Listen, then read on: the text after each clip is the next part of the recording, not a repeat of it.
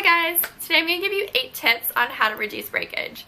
So if your hair is over-processed like mine, or it's dry and brittle and you're prone to breakage, these tips would help you out. Okay, tip number 1. Try not to wash your hair that often. I would say 1 to 2 times a week max if you can get away with it, just because washing your hair dries out your hair, which causes your hair to break off.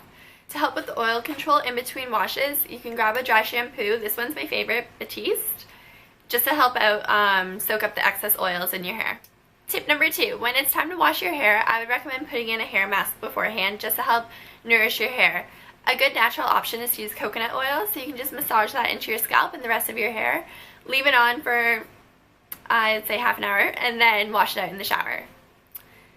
Tip number 3, so when you're in the shower, try to use a sulfate-free shampoo, just because sulfate is very drying to your hair. It's the stuff that makes your shampoo lather up, so if you can grab a sulfate-free shampoo, that would really help with your breakage.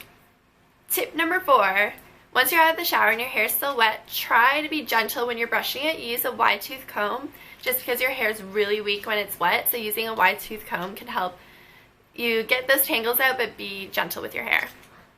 Tip number 5, grab a hair serum. Something like this is really good. The Frizzy's Thermal Protection Serum is my favorite. This is my second bottle. I love it. It makes your hair really soft.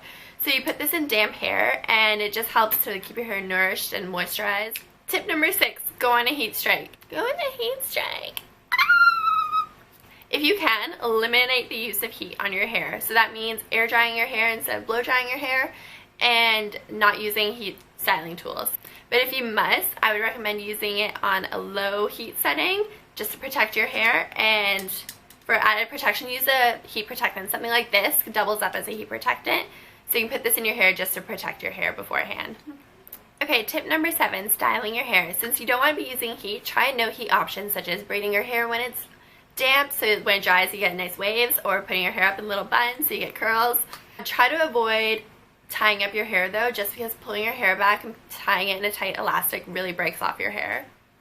My favorite option is putting my hair in a low side braid, just because I feel like that puts the least amount of stress on your hair but still looks good. Alright, and now my final tip, tip number 8, is try to avoid sleeping on a cotton pillowcase. Why? Because cotton soaks up moisture, so it's actually going to be soaking up the moisture from your hair, causing it to be more dry and prone to breakage. So try sleeping on like a silk satin pillowcase, and if you can't grab one of those, grab something like this, which is like a bonnet that you can wear while you sleep. It's satin on the inside, so it helps your hair to remain silky and not break off.